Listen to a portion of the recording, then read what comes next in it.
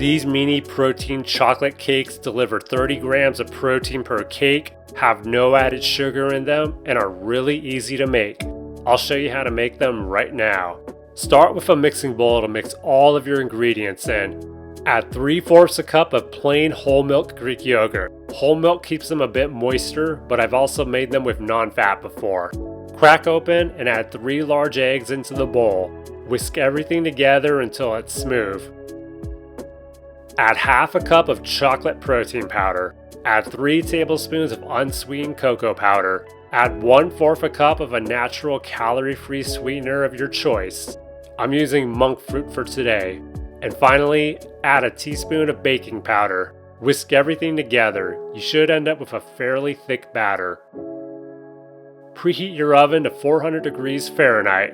Grab 4 6-ounce ramekins and lightly spray them with non-stick cooking spray. Place the ramekins on a baking sheet so they're easy to move in and out of the oven. Fill each ramekin about 1/3 of the way with your batter.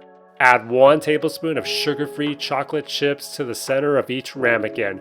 This is optional though, and it saves you about 70 calories per cake if you leave the chocolate chips out.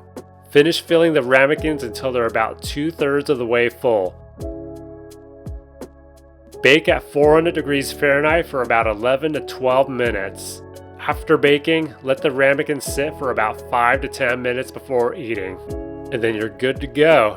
They taste like a rich chocolate cake, only more macro-friendly and no added sugar. This recipe makes 4 servings and stores up to 4 days in the fridge, so you'll have a high-protein dessert ready to enjoy when you want. If you like this video, be sure to check out my other high-protein dessert recipes. And if you found this recipe helpful, be sure to like the video and subscribe for more healthy recipes every week.